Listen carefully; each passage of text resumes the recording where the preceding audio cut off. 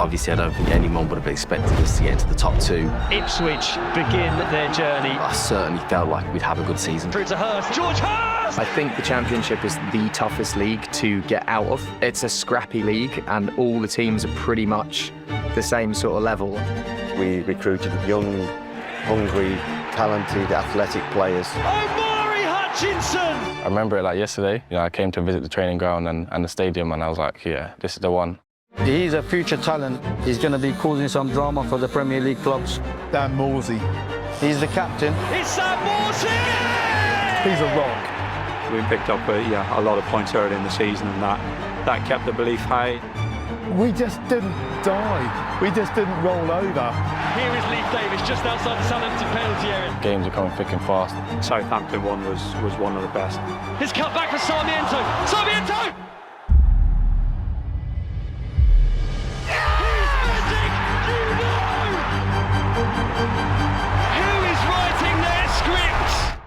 Those are the moments that we all go to football for. Hello everyone and welcome to Portman Road for what could be a momentous and historic day. Yeah, we knew what we wanted to do. Obviously we had to win. And I don't think the team was nervous. Burns again, another opportunity. It's Burns! It's 1-0! It's Wes Burns! After the first goal, kind of knew was going to get promoted. It's Chaplin and Hutchinson playing behind George Hurst. Hutchinson just outside the penalty area. On his right foot, into the back of the net! Ipswich Town are somersaulting their way to the Premier League! We've been away from it for 20 years. The excitement. This group of players has achieved Ipswich immortality! You saw 20 years of hurt just flood out and wash away. This is a fan base that has its club back. When we got promoted, the first person that I saw was my best mate from who I used to play football with back in the day. So it was kind of almost surreal, you know.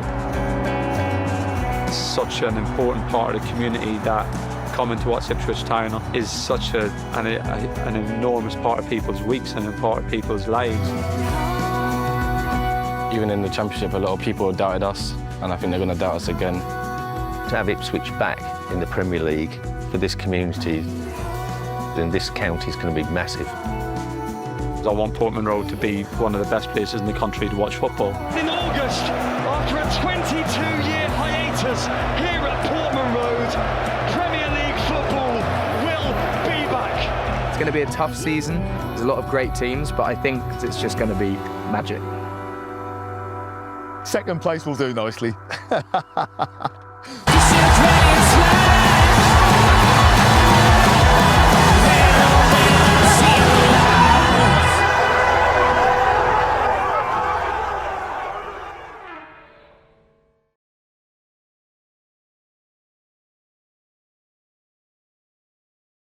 Town are now in the Premier League.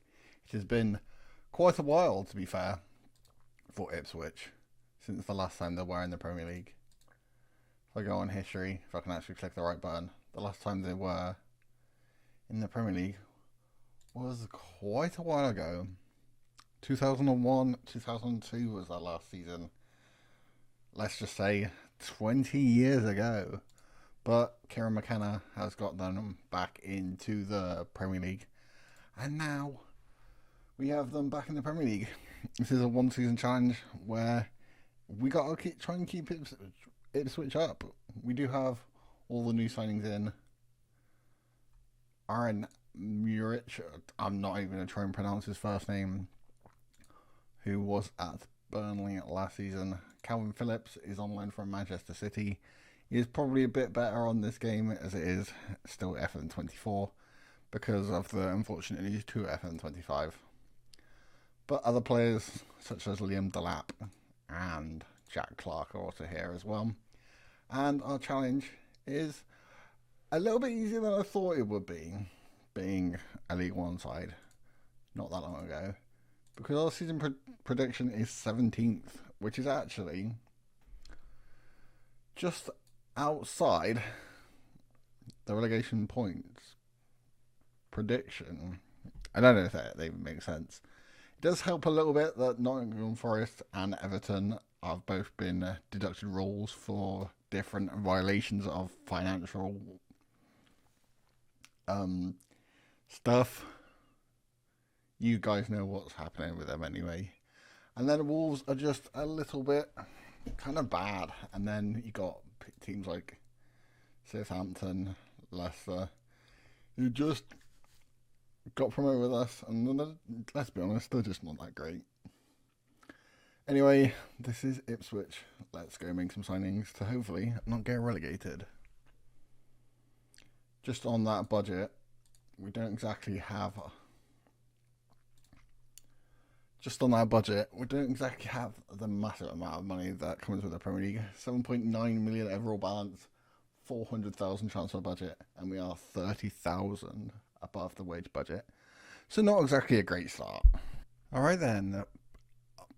First game of the season is Everton, and then it doesn't get any easier than that. Tottenham, and then Manchester United, and then look at that October: Arsenal, Liverpool, Brighton, and Manchester City.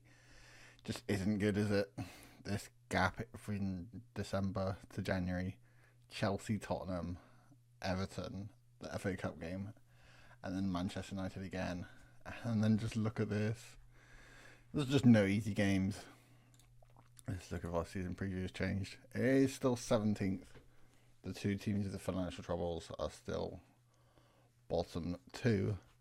And it looks like the transfers haven't really made a massive difference. There hasn't been a lot of transfers, I'm going to be honest. If we go on our transfer history, all the transfers are basically from real life. All of these have already happened. And then all of the ones that have happened in real life as well. So Liam Delap, Stanley Smoddix, Amari Hutchinson, Twanzebe Hurst, Roberts. Don't know who Daniel Babb is, but I'm going to leave it. You might notice I have the in-game editor, and that is because Jack Clark, who did sign in a real life, wasn't on the game, so I had to do him. And then the only transfer I've made on this one might seem like a silly one from the start. B is on £15,000 a week, which isn't too bad for the Premier League. But I think if we're going to survive, we need a lot of goals. And even as an impact sub and the experience, I know Mario Balotelli isn't exactly the best role model, but I'm hoping he can be for this Ipswich team. And hopefully we can stay up. Anyway, this is the first start 11 that I will be putting out against Everton. First game at home, which is a pretty good start. If Everton are anything like real life, this shouldn't be too hard of a test. But Merch in goal, Ben Johnson, Axel Twanzebe, Wolfton, and Leif Davis making up the back line, with Sam Morsey and Calvin Phillips, with Hutchinson, Chaplin, and Jack Clark just behind Liam Delap. And couple guys on the bench, most notably Sammy Smoddix and Mario Balotelli. Anyway, Everton, our first test to see where this side really is. Not too different of a Everton team. Jesper Lindstrom, I don't know if he's there in real life. I'm pretty sure Lo Celso definitely isn't. But it looks like they've put James Garn on the bench, which is a little bit weird. But I guess Sean Dyche does Sean Dyche things. Alright then, kicking off this first Premier League game. We do have official badges and names. Well, I don't think names actually. Here we are, Jack Clark. Put the ball through. Not exactly the best. He's won it back though. Colin Chaplin to Amara Hutchison. And is that a penalty? I do believe it might be. Let's go over to VAR. It's very weird seeing Premier League with official badges. Even Ipswich being in the Premier League, I'm not quite used to it yet. Right, VAR. What are you going to say? Anthony Taylor reviewing the footage. Right.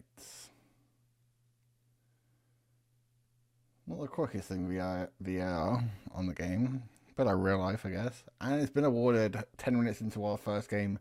Ipswich have a penalty. Right. Let's score this. Oh, not Hutchinson. Don't make... Let's hope he's going to be fine. Did get up and then sat back down again. I'm not sure what that's about.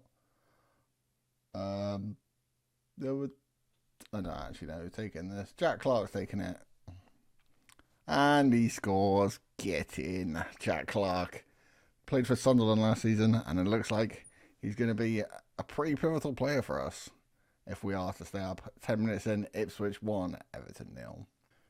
Calvin Phillips with the corner. Leif Davis isn't going to quite win it. Twanzebe out to Jack Clark. Back to Calvin Phillips and Murray Hutchinson. I think this is getting to VAR. Please count. Come on. This will be the perfect start. 24 minutes in. They're all huddled around. That usually means a good sign, surely. Yes. 2-0. This Premier League is making... I was going to say it was going to make us look easy, but that's not exactly the most convincing of defending of corners I've ever seen. But we are still gelling. Jesus, Manchester City are ripping apart Nottingham Forest. Phil Foden scored the fourth. It's not even the second half yet. Muric, come out and collect that. Good job. Right. Can we get a counter-attack going? 42nd minute. I'd take it 2-0 at half-time any day of the week. I'm not sure why it's taking so long, but I don't mind wasting a little bit of time. Chaplin is not exactly the tallest of players, and not going to beat kind of Jared Branthwaite to a header. Lindstrom up to Calvert-Lewin. He doesn't even look like he's been marked. Ben Johnson, not the... Oh, Calvert-Lewin and Dwight Winnie on the rebound, and this is the post, and Twanzebe's away. That is not convincing, I have to say. Corner for Everton just before half-time as Pau Torres puts Villa 1-0 up against Newcastle. And it looks like a Man City goal. It's taking a while to update, and James Tarkowski has a free header. Not exactly what you want. We are now not top of the league anymore, unfortunately.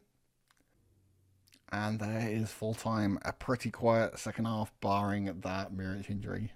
Chris Wharton did a pretty good job in goals, 7 rating. Didn't exactly see him do a lot. It's not exactly a bad thing. A 2-1 win in our first game against Everton, who are favourites of relegation. So as long as you can win against teams that are predicted to finish bottom, then worse than you, then it shouldn't be too hard of a